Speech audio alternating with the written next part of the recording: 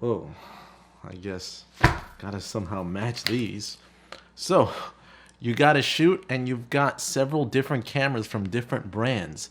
How do you match the colors? Well, Adobe Premiere did something just for that called color match in the next video. Here we go.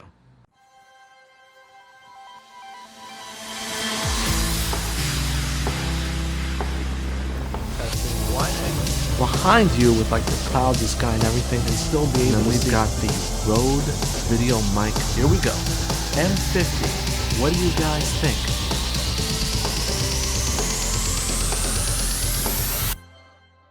All right, let me just throw this aside. All right, so I took the GH5, the Samsung NX1, and the 5D Mark IV for a little test.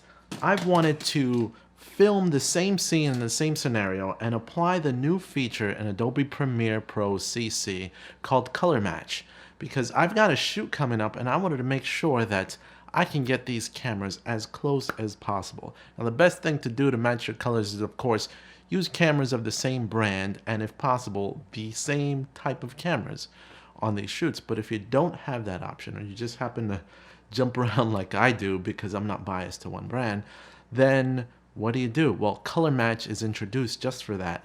And here's my test to see if it really works. Check it out. Here I am in Adobe Premiere, and what I did was I recorded the same scene using 3 different cameras. Alright, so this clip right here is the Samsung NX1. This clip right here is the Panasonic GH5. And then this clip right here is the 5D Mark IV. I recorded all in 4K. And the settings I used is basically custom white balance on each camera. The light settings were different on each camera. I wanted to keep it similar, but different.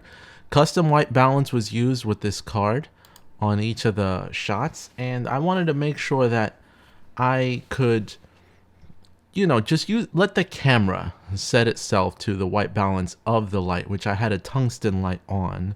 I didn't use a log profile. I used, for example, on the NX1, I used a vivid color profile.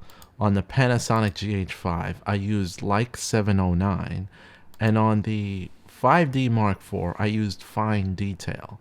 So you're going to have a pretty saturated, pretty contrasty shot on each. And I did that because I wanted the colors to really be strong on each of the files. Now the Samsung NX1's color information is basically 8-bit 420. The Panasonic I recorded at 150 megabits per second, 10-bit 422. And on the 5D Mark IV, I recorded 8-bit 422. So 3 different color information profiles on each of the cameras. And I want to see, this test is basically, okay, I've recorded a scene using 3 totally different cameras. I want to see how closely I can match them to each of the cameras. And based off of the color information, how far could I push some of these files? So I'm going to start off with matching all the shots to the Samsung NX1. Now the Samsung NX1 is 8-bit 420. It's an H.265 file format. Of the actual files, I did not do any converting or any of that. I wanted to get the pure file into Adobe Premiere. So this is the H.265 file format, editing without any type of transcoding. So here we go. I'm going to use this as a source. Now I'm going to pull this in comparison view. I'm in the color profile settings of Adobe Premiere, and their new color match option is right here, which basically is supposed to be one click away and boom, you got what you need. So the starting clip right here is from the NX1. So this is the NX1 as a match, and I'm going to try to switch the GH5 and the 5D Mark IV using color match to get as close as possible. Now I'm using the gray side of the card, so I'm just going to find a shot where I use the gray shot. Now NX1's here, GH5 is here. It's a little brighter in the GH5, and I'm going to just apply match and keep face detection on, and let's see how well it does. Actually, that's pretty darn good, pretty close. I'd say the GH5 and the NX1, if you're flipping back and forth, it comes pretty darn close from this shot. Now let's go to the 8-bit 5D Mark IV. Now the 5D Mark IV was a bit brighter, but it's still the same scene. I'm closed up a little bit more, but a bit brighter. And let's see if we can get the color match. We'll just hit apply match. And it comes closer, but there's a greenish hue that I can detect off the 5D Mark IV. Now what this would take is probably a bit more tweaking. What you'll find is that you'll probably have to do a bit more tweaking on the 5D Mark IV, and I would say that's due to the exposure and the difference in the color signs between the NX1 and the 5D Mark IV.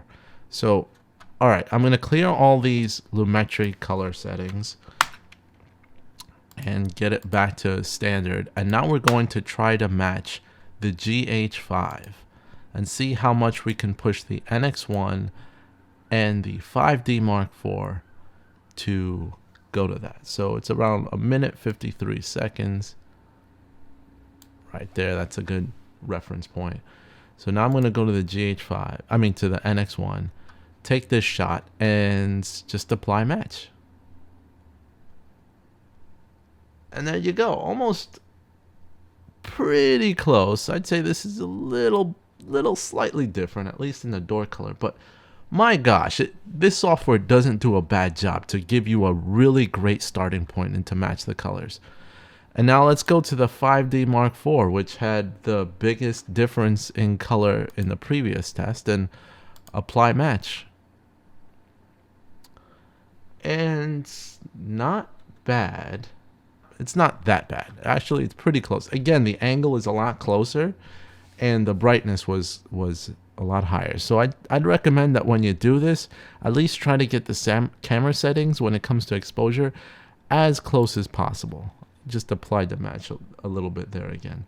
So, but again, this software didn't do a bad job at all. I'd say they're pretty darn close.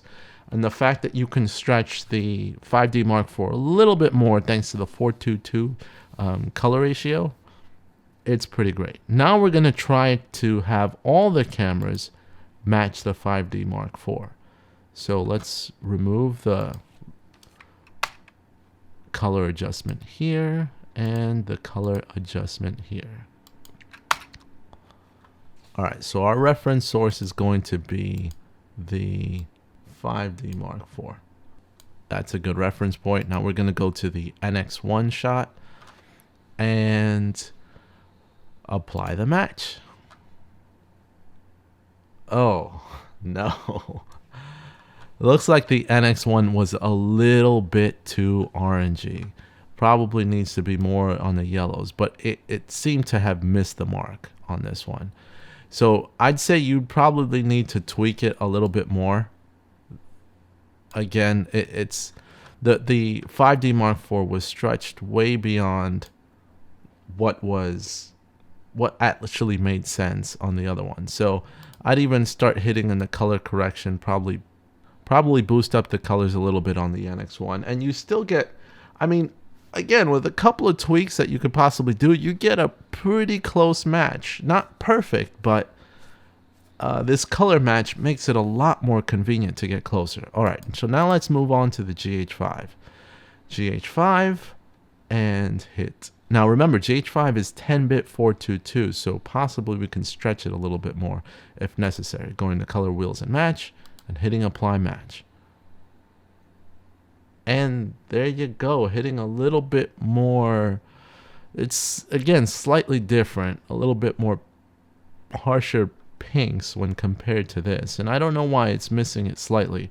And these are based off of what my own eyes are telling me, off of the screen that I have. And I've got a couple of screens that are synced properly, and I could just see a slight difference. With that slight increase in exposure and slight changes in the tone, I think they come pretty darn close. So there you have it. The most extreme difference was the 5D Mark IV, and Panasonic and Samsung, actually NX1, actually came in the closest to each other. But when using color match, you can get all three pretty darn close. Now I'm going to play a clip of a comparison between all three that you can see right here to tell whether you can tell which camera is which, or do they come awfully close.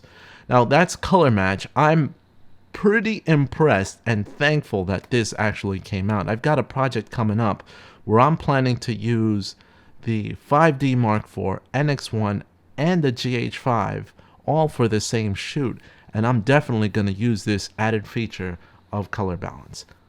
Thanks, guys. So there you have it. Color match. What do you guys think? Do you think it's a useful feature? I certainly do.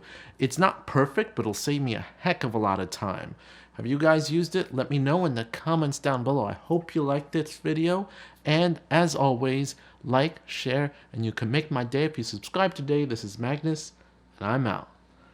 See you guys later.